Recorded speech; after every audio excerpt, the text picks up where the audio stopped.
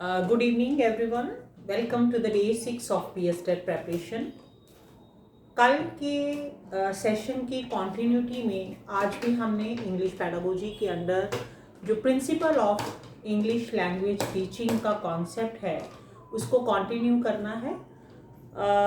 कल हमने इसी टॉपिक का principles of English language teaching के प्रिंसिपल्स पढ़े थे। तो आज इसी टॉपिक का सब टॉपिक जो है that is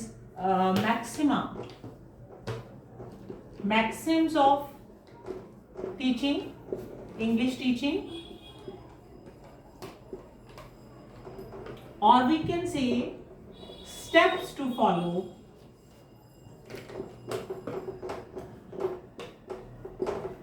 while teaching the English.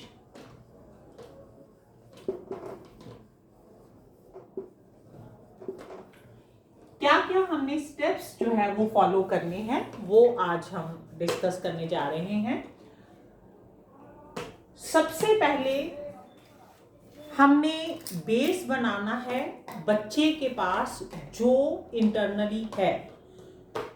जैसे हमने डेवलपमेंट के टॉपिक में भी पढ़ा, जहाँ इसका जो फर्स्ट टॉपिक था इंग्लिश पैडागोजी का, उसमें भी हमने पढ़ा था कि बच्चे में एक इनेट कैपेबिलिटी होती है एक्वायर करने की, है ना। तो जो कुछ वो सीख के आया, जो उसकी इनेट एबिलिटी थी, जो कुछ वो जानता है, क्योंकि हम ये मान के चल रहे हैं कि कोई भी बच्चा एक ब्लैंक स्लेट नहीं है।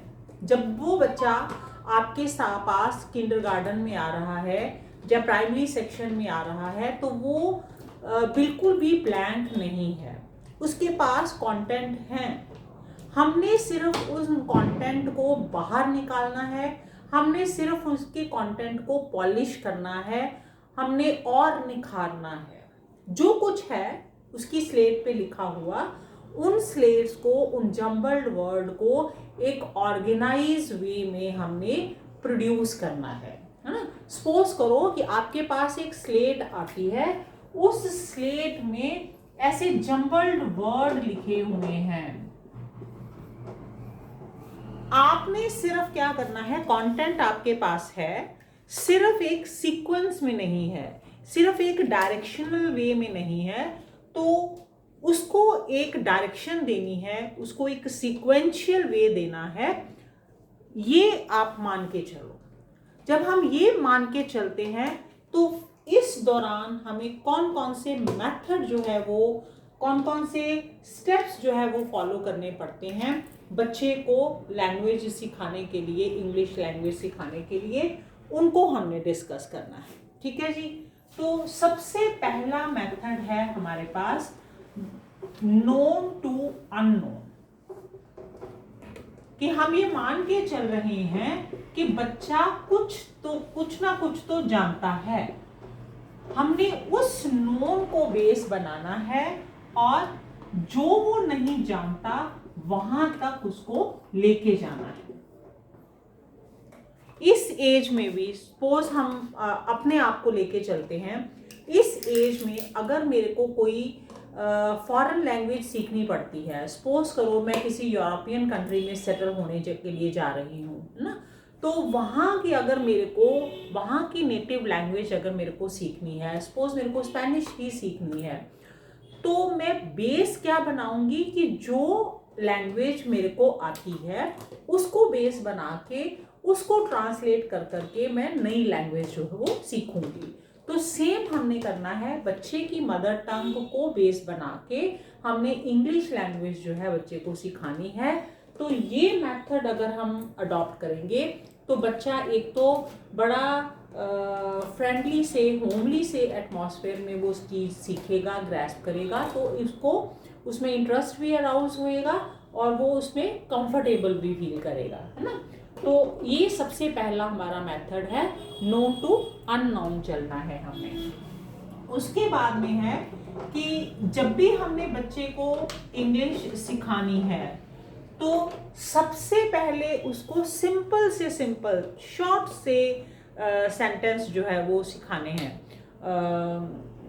मे आई गो टू ड्रिंक वाटर, है ना, मे आई शार्पन माई पेंसिल, और sit down, stand up, walk slowly, talk slowly, है ना, बी क्वाइट। तो ऐसे छोटे छोटे जो सेंटेंस हैं उनको सिखाना है, क्योंकि बच्चा एकदम से, फॉरेन लैंग्वेज है ना, उसके लिए वो बड़ी नई चीज़ है, बड़ी अजनबी सी चीज़ है, अजनबी सी चीज़ है। तो उसको सिखाने के लिए सबसे पहले उसको सिंपल से कंफर्ट जोन में रखना है, ताकि वो डरे नहीं बच्चा, है ना, उसका इंटरेस्ट बना रहे, वो उसके साथ अटैच्ड रहे, उस लैंग्वेज के साथ, उसे भागे नहीं उस सिचुएशन से। सो पहले हमने उसको सिंपल सेंटेंसेस सिखाने हैं, फिर उसको कॉम्प्लेक्स की तरफ लेके जाना है। जब वो उसमें परफेक्ट हो जाता है ना सिंपल सेंटेंसेस में, तब हमने उसको मूव करवाना है टू द कॉम्प्लेक्स सेंटेंसेस। तो पहला हमारी मेथोडोलॉजी क्या है, कहती है कि हमने नोन को बेस बना के, उसकी मदर टंग को बेस बना के इंग्लिश लैंग्वेज सिखानी है, सिंपल सेंटेंसेस से शुरू करना है कॉम्प्लेक्स सेंटेंसेस की तरफ। देन आता है कि जब भी हमने उसको ये इंग्लिश लैंग्वेज सिखानी है, तो कंक्रीट ऑब्जेक्ट्स जो हैं उनके साथ रिलेट करके उनको, उसकी वोकैबुलरी को इन्हांस करना है ना। तो आप ऐसे ही नहीं, स्टार्टिंग में ऐसे वर्ड नहीं यूज करने कि आर यू फीलिंग सैड, है ना, तो that room is very dark, don't go there, that is a dangerous situation. तो ऐसी चीजें जिनका उसने कभी देखा ही नहीं, उसको डर का मतलब ही नहीं पता, उसको डेंजरस सिचुएशन का मतलब ही नहीं पता, honesty is the best policy, honesty होती क्या है उसको पता ही नहीं है। तो जो एब्स्ट्रैक्ट चीजें हैं जिसको उसने कभी देखा ही नहीं, जो इन रियलिटी एग्जिस्ट ही नहीं कर रही, उन चीजों की तरफ स्टार्टिंग में उसको नहीं लेके जाना। उसको स्टार्टिंग में वो चीज दिखानी है, वो वोकैबुलरी इन्हांस करनी है, वो एक्टिविटीज उसको सिखानी है, वो वर्ड्स सिखाने हैं जो कंक्रीट हैं, जो फिजिकली अवेलेबल हैं। कंक्रीट का मतलब जो सामने आपके अवेलेबल हैं चीज, ठीक है। कंक्रीट से फिर हम एब्स्ट्रैक्ट की तरफ जाएंगे। जब उसको कंक्रीट जो चीज है ना, जो फिजिकल अवेलेबल है, उसकी समझ अगर उसके साथ वो अटैच हो जाता है, तो फिर हम एब्स्ट्रैक्ट की तरफ जाएंगे। जैसे आपने एप्पल दिखाया, है ना, एप्पल, बेटा दिस इज एप्पल, सामने दिख रहा है। एप्पल मीठा होता है, सेब खाने में मीठा है, apple is sweet in taste. तो अब उसको स्वीट का मतलब पता चलेगा जब वो एप्पल खाएगा कि मीठा वर्ड किसको कहते हैं। Apple is sweet, sugar is sweet. उसको वो चीजें प्रैक्टिकली एक्टिविटीज करके बताया जाएगा ना। जब उसको कंक्रीट के साथ एब्स्ट्रैक्ट को कोरिलेट करके जब एब्स्ट्रैक्ट चीजें समझाई जाएंगी, देन वो बच्चा उस चीज को इजीली ग्रैस्प करेगा। तो हमने मूव करना है नोन से अननोन की तरफ, सिंपल से कॉम्प्लेक्स की तरफ, और कंक्रीट से सिंपल से कॉम्प्लेक्स की तरफ और कंक्रीट से एब्स्ट्रैक्ट की तरफ। एक बड़ी इंपॉर्टेंट चीज आती है एनालिसिस टू सिंथेसिस। मतलब हमने जब कोई सेंटेंस सिखाना है, सपोज करो किसी सेंटेंस की फ्रेमवर्क को समझाना है। अब मैं सीधा ही अगर बच्चे को बोलूंगी कि बेटा ऐसे नहीं बोलना, गो फॉर वाटर, है ना, ये तो गलत है। सेंटेंस का फ्रेमवर्क क्या होता है कि पहले सब्जेक्ट लगता है ना, सब्जेक्ट में नाउन प्रोनाउंस आ जाते हैं, फिर वर्ब लगता है, जो आप वर्ब मतलब क्रिया, कोई काम जो करते हो आप, किसी काम के लिए जाना है, उस वर्ब को अटैच करना है, फिर ऑब्जेक्ट करना। तो अगर ऐसा मैं सेंटेंस फ्रेमवर्क स्टार्टिंग में बच्चे को सिखा दूंगी, तो ये तो सारा उसके ऊपर से निकल जाएगा, है ना। क्या सब्जेक्ट होता है, क्या वर्ब होता है, पहले इसको ही वो क्रैम करना शुरू कर देगा कि मैं पहले सब्जेक्ट लगाना है, वो सब्जेक्ट ढूंढेगा, फिर वर्ब लगानी है, वर्ब ढूंढेगा अपने ब्रेन में से, फिर ऑब्जेक्ट ढूंढेगा। तो इसमें फ्रेमवर्क में कॉम्प्लेक्सिटी सी आ जाती है। तो हमने पहले उसको अच्छी तरह से हर चीज को एनालाइज करके बताना है कि सबसे पहले जब भी मैं बात करती हूँ, जहाँ मैं बात करता हूँ, जब आप बच्चे बात करते हो तो सबसे पहले उसको लिया जाता है अपने कन्वर्सेशन में जो बात कर रहा है ना। जैसे मैं बात कर रही हूँ तो मैं अपने आप को लूँगी, जिसको अगर मैं अपना नाम लूँगी तो मेरे को नाउन कहेंगे ना। अगर मैं अपनी जगह पे किसी वर्ड को यूज़ करूँगी अपने नाम की जगह पे, ही, शी और ही और आई, तो वो प्रोनाउंस हो जाएंगे। तो मैं इस चीज़ को पहले डीपली एनालाइज कराऊंगी, what the noun is, what the pronoun is, pronoun कितनी तरह के होते हैं ना। तो रिफ्लेक्सिव प्रोनाउंस की सारी डिटेल्स समझाऊंगी। फिर मैं जब ये टॉपिक मेरा पूरा एनालाइज हो जाएगा, फिर मैं नेक्स्ट टॉपिक की तरफ जाऊंगी कि वर्ब क्या होती है। अब क्योंकि मैं अपनी बात कर रही हूँ कि मैं साइंस पढ़ाती हूँ, है ना, मैं अपनी बात कर रही हूँ, तो मैं सब्जेक्ट हो गई। तो क्या करती हूँ मैं, क्या काम है मेरा, वो मेरी वर्ब हो गई। अब मैं वर्ब को एनालाइज करने के लिए चल पड़ूंगी।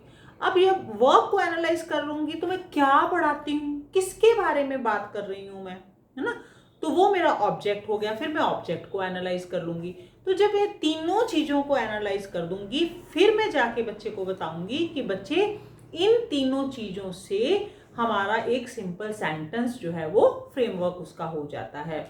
मतलब फिर मैं sentence synthesise करवाऊंगी।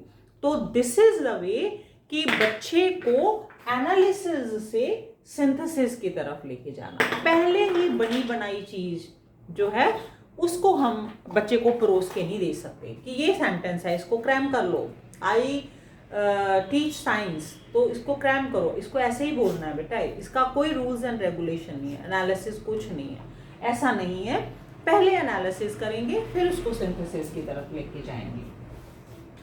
And the next one is induction to deduction.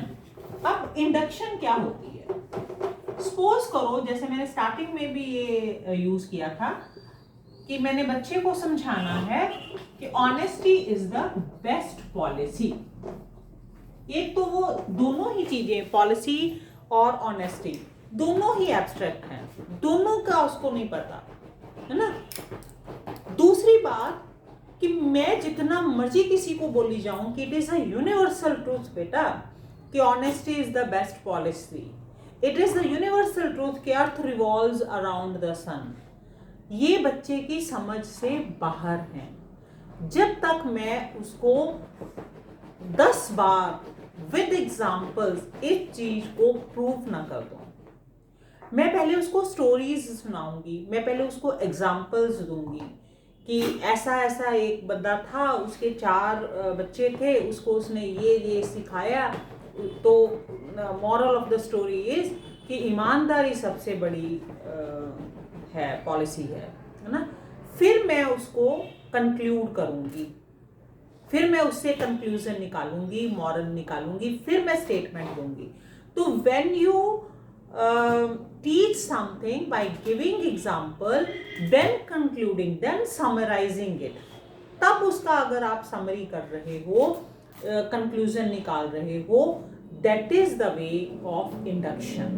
तो आप इंड्यूस कर रहे हो, है ना, इंडक्शन कर रहे हो, उसमें वो कंटेंट जो है वो इंड्यूस हो रहा है।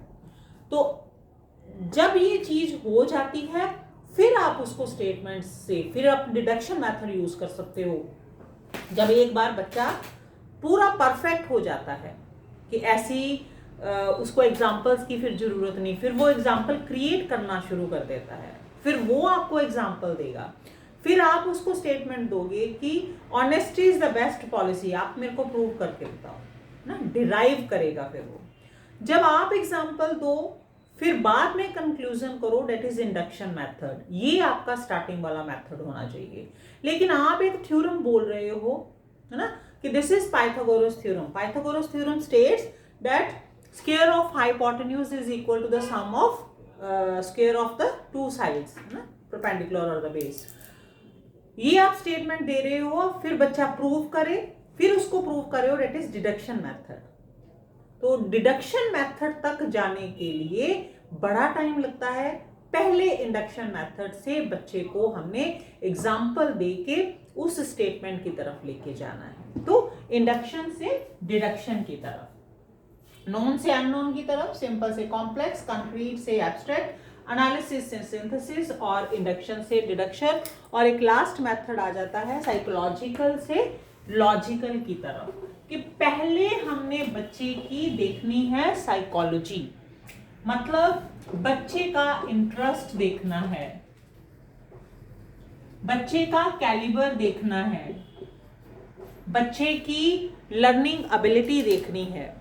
तो जब ये सारा कुछ हमने साइकोलॉजिकल कॉन्सेप्ट जो है सारे जब हमने कंसिडर कर लिए, फिर इनको सीक्वेंस में लेके आना है कि मेरे को किस उसके साइकोलॉजिकल एस्पेक्ट को प्रेफरेंस देनी है और किस को सेकेंड ग्रेडेशन देनी है, किसको थर्ड देनी है, उसको फिर सिक्वेंशली लॉजिकल सीक्वेंस में लाके फिर बच्चे को हमने उस क्लास में फिट करना है, उस एक्टिविटी में उसको एडजस्ट करवाना है।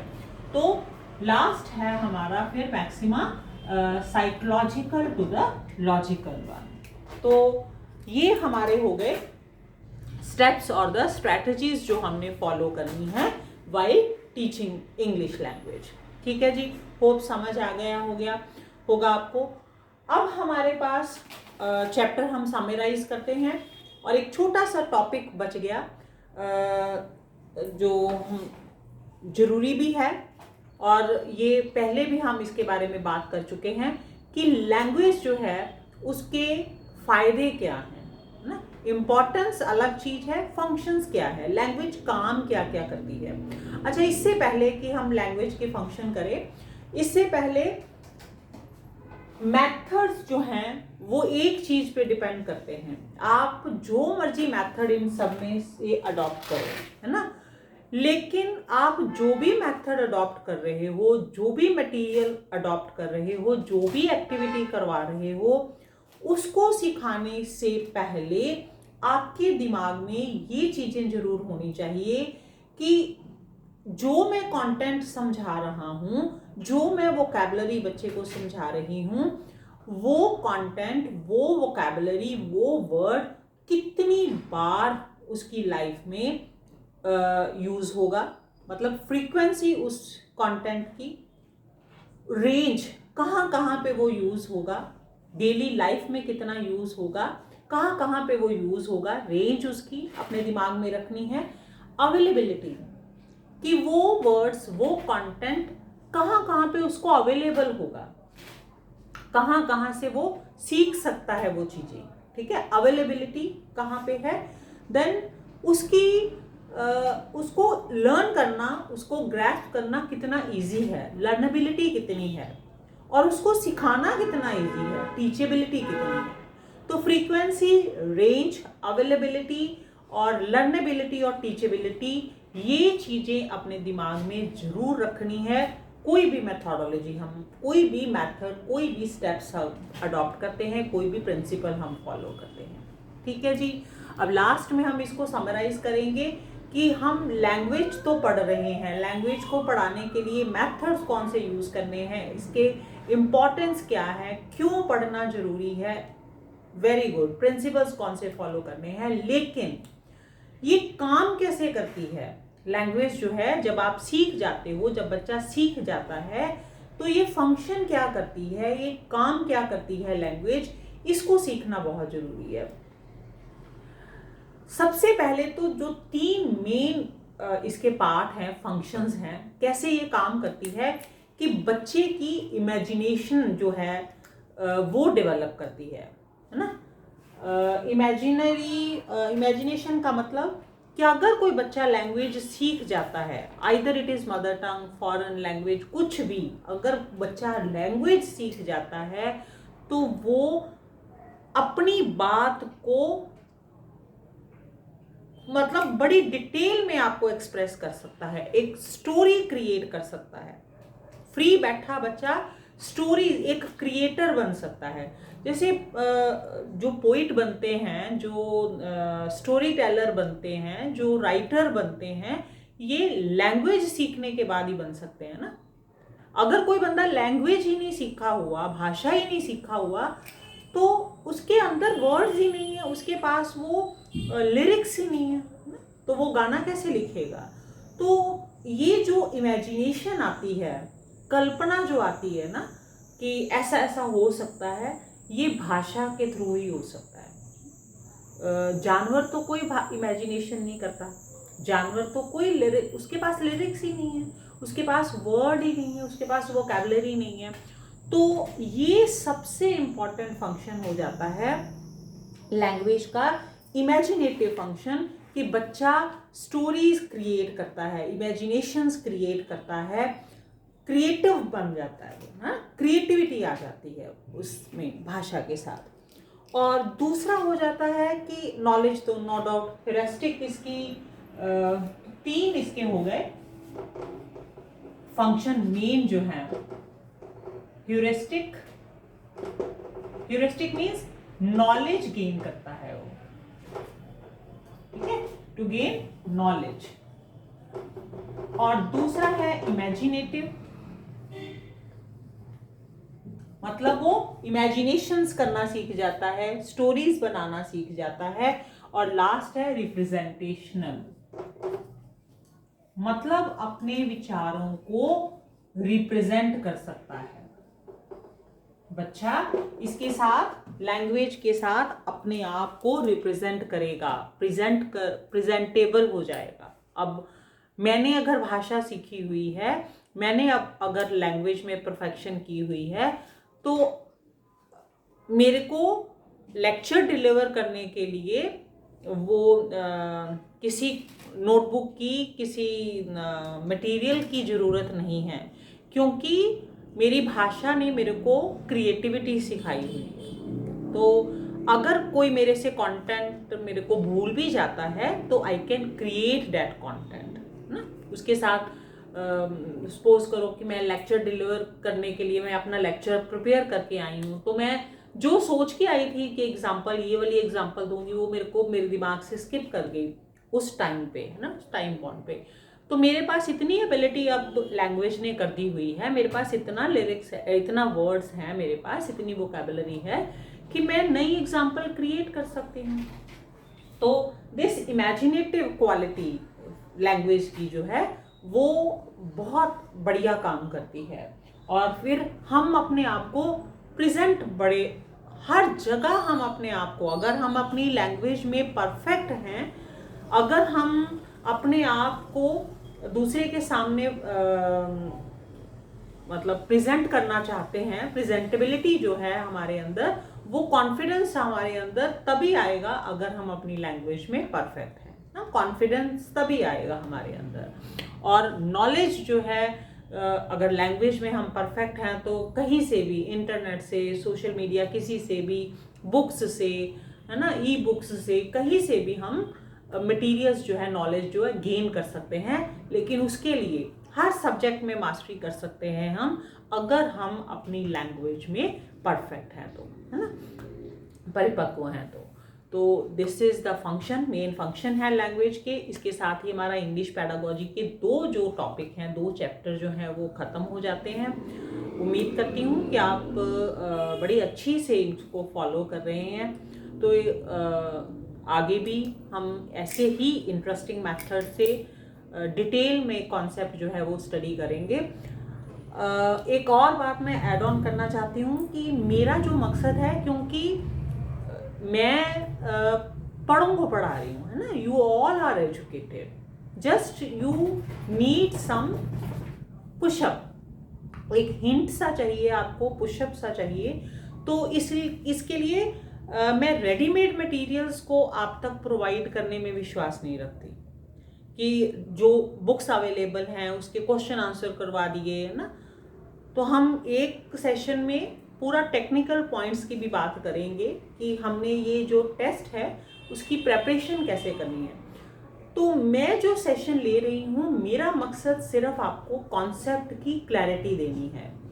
अगर आपके पास कॉन्सेप्ट की क्लैरिटी है तो यू ऑल आर एजुकेटेड, कहीं आप में मास्टर्स होंगे अपनी डिग्री में, है ना, कोई ग्रेजुएशन होगा, कोई पोस्ट ग्रेजुएट होगा, किसी ने तो एमफिल भी की होगी, कोई पीएचडी होल्डर भी होगा। तो ऑल आर यू क्वालिफाइड, अच्छे क्वालिफाइड हो आप लोग। आपको सिर्फ एक टेक्निक की ज़रूरत है और आपको ये जो कॉन्सेप्ट हैं, इन कॉन्सेप्ट की क्लैरिटी की ज़रूरत है। तो मेरा मकसद सिर्फ इन कॉन्सेप्ट को क्लियर करना है। होप कि मैं अपने जो मेरा मकसद है उसमें कामयाब भी हो रही हूँ, और आपकी मोटिवेशन की तो ज़रूरत है ही मेरे को, आपकी साथ की मेरे को ज़रूरत है, ताकि मैं नेक्स्ट सेशंस में और इससे ज़्यादा आपको कॉन्सेप्ट क्लैरिटी दे सकूं। तो जब आपके कॉन्सेप्ट क्लियर हो जाएंगे तो फिर हम सेशंस लेंगे इनके बेस पे क्वेश्चनियर्स का, ताकि पेपर में आपको कोई प्रॉब्लम ना आए। तो इसके लिए भी इसको भी हम डिस्कस करेंगे। Hope for the best results you will gain. इसके साथ ही आज का जो सेशन है उसको भी हम एंड करते हैं, और नेक्स्ट जो हमारा सेशन है वो फिर हम मूव ऑन करेंगे सीडीपी पे। ओके जी, thank you, thanks for watching.